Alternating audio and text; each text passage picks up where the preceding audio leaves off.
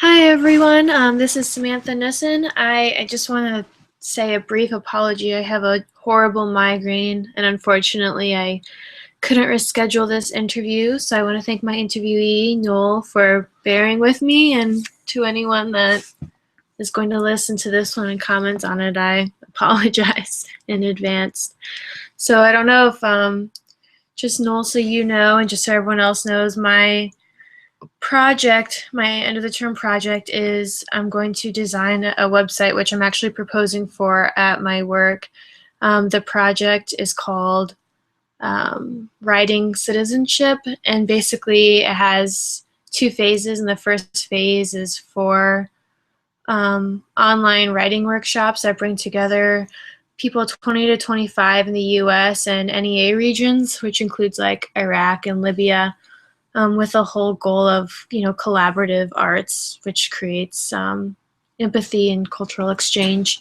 So I was especially interested in talking with Noel because he is an artist, specifically a musician, who is very into collaboration across the arts. And I was just interested in asking him a few questions about how he finds these opportunities and what he looks for. So Noel, I was just wondering, um, when you look for when you're interested in starting a new collaborative project, like how do you find out about these opportunities? Well, it's all over the board. Collaboration is like such a huge thing, specifically in music, whether it's actually collaborating on a piece of music or even just like setting up a show, most of the times is through a collaborative effort of, if we book someone a show in our hometown, they'll reciprocate and help us out somewhere else. So it's kind of in the nature of it. But a lot of times, it's just meeting people that are other musicians. Usually happens through playing shows, meeting them there, continuing that relationship. And that goes in different respects. A lot of my personal collaboration efforts have been with like producers and people more on the recording side. I'm a bit less of a social butterfly, so I like being just in the studio. But a lot of my collaborative efforts are either from shows that we're playing or going to, and then So essentially, it's just a lot of like in person. You hear about opportunities just through the people you meet through your art, essentially. Yeah, totally. So have you ever thought about, working with people outside of your community? And if so, like, what are some resources that you've used to track that down? Well, a lot of times looking outside of your community, it's hard to get started in that, but things can happen just through contact on the internet. But I've heard about and looked up something for the state program.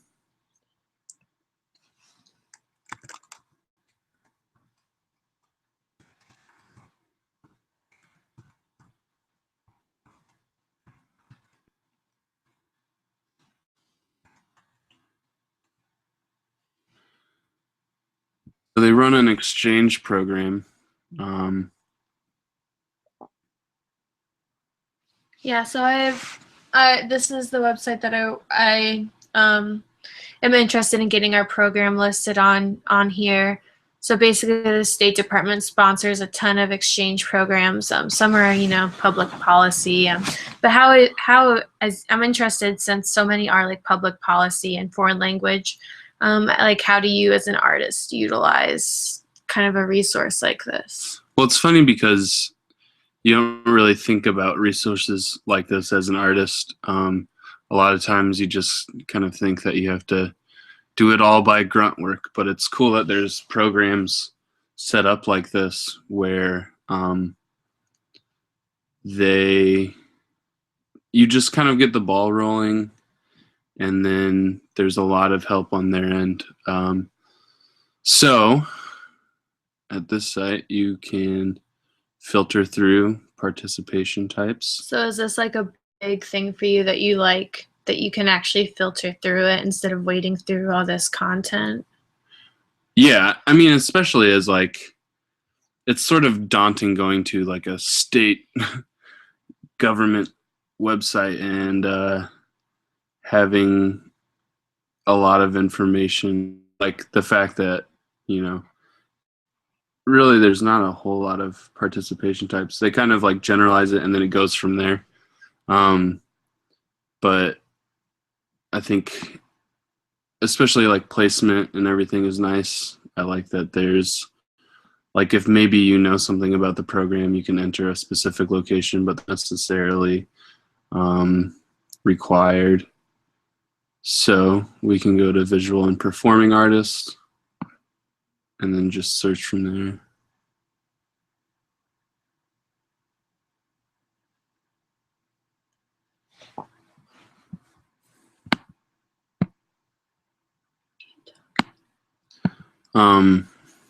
So I see that it allows you to narrow it down a little more. Looking at this, it has programs for which you already selected, application type, and program location.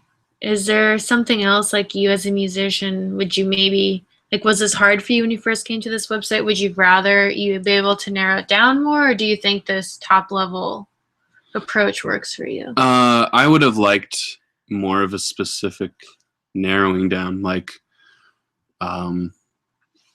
you know, and like I don't need to see the film showcase stuff, art exhibition, you know, that's stuff that I don't really need to see. I'd prefer not to. I think programs like this are a hard thing to get the ball rolling for people that are maybe not familiar with it. So just to have, yeah, more of a narrowed down search option would have been better, I guess. Cool. So, I'm just wondering, are any of these programs look interesting to you? Yeah.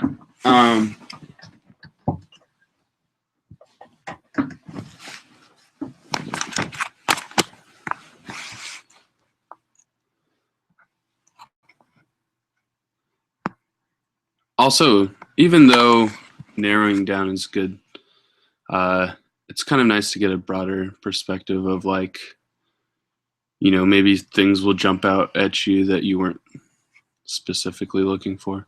But the one I'm looking at is American Music Abroad. And then it just gives you a glanced look at kind of what it is. I like this here, the program length, where it tells you exactly how long. Stuff like this. So why does the program length, like, why are you interested in it? Is it because, like, as an artist, like, you also have a job, so you want to make sure it's doable, or Exactly. I mean, literally everything as an artist is like, it's like time is the most important thing, because not only is it like me looking for possible options, but like if I'm in a band looking for music abroad, like that's possibly 3 to 5 people that are going to have to take time off of work. I mean, if you're looking at something like this, it's not because you've made it and you're famous. It's because you're looking for ways to kind of get your name out there. Point being, still have jobs, and you don't want to be gone too long because you still want to be able to do stuff musically in the States. So, like, really, when I opened this up, that was kind of the first thing I saw. I like the placement of it. I think that's important to have. It just gives you an overview of what you'd be doing. I think it's also good that it's just like right away. It's just a small snippet. That way, it's not too um, daunting. It doesn't seem like it's going to be like such a huge task. So I'm wondering what you think about, as a person who, you work in a group, so you're kind of thinking about this as maybe you're looking at this opportunity for several people within your group. Do these requirements, are they useful to you the way that they have them laid out? Is this something you like to see, or are you looking for more or less, or? Yeah, I think the requirements are good, especially because they are really general requirements. It's nice to sort of see like, okay, these are like really easy things and simple things, but I meet all of these standards. Like this is something I could actually do.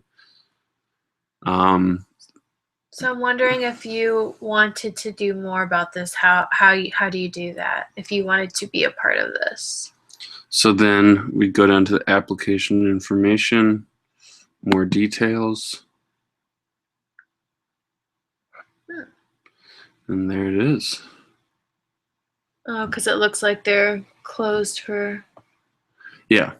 So, I mean, That obviously, says you can visit their website for more information. So that takes me to another part. So now I kind of know how you look for these virtual exchanges and what you like and dislike.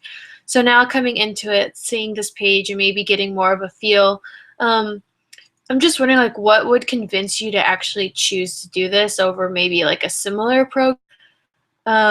If seeing these past ensembles or just looking at who's actually been accepted. Like, I'm just wondering, what would actually convince you to do this? Because, for my program, it's just gonna, you don't get credit for it. You probably don't get paid beyond a stipend. So what would make you stop your daily life to actually do this? telling me how it benefits me specifically.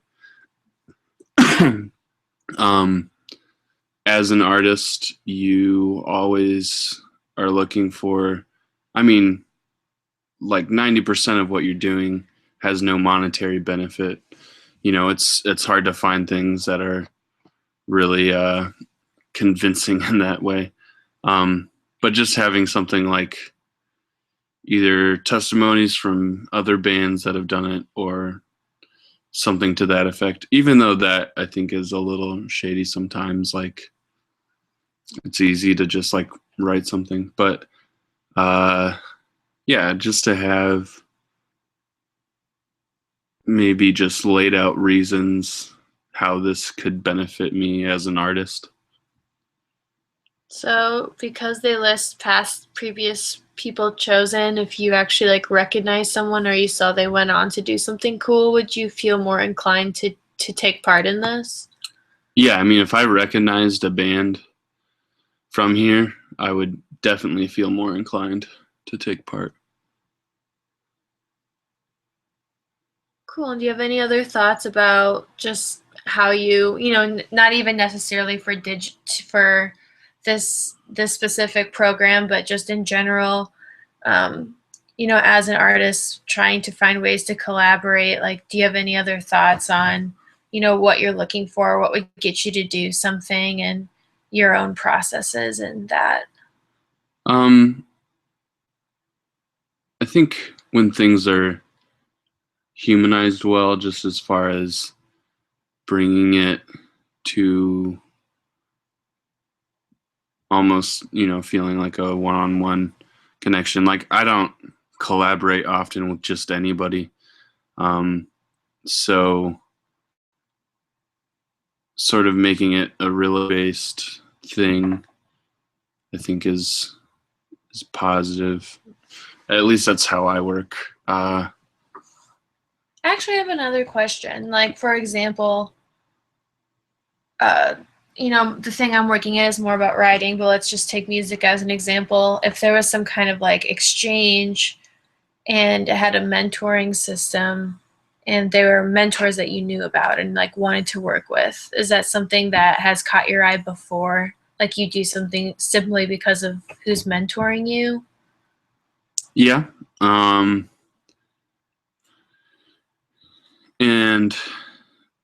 I've done things, yeah, just because somebody advises to do it, or I've watched lectures given or something, and somebody will mention something and advise to do it. So I think, even though that's not necessarily like a testimonial thing, just like somebody guiding the path a little bit is always good. Cool. So I thank you again for helping me kind of understand this project more from the artist perspective. Just for everyone else, I'm planning on doing another contextual interview with someone who will be able to more so talk about the virtual exchange it's option, because it's actually kind of similar to this class where it's like asynchronous workshop. So I'm interested in talking to someone about that as well, but I wanted to get the artist perspective before I go into the technical, digital learning platform kind of thing. So yeah, thanks for listening, and thanks, Noel, for talking with me. Yeah, thank you.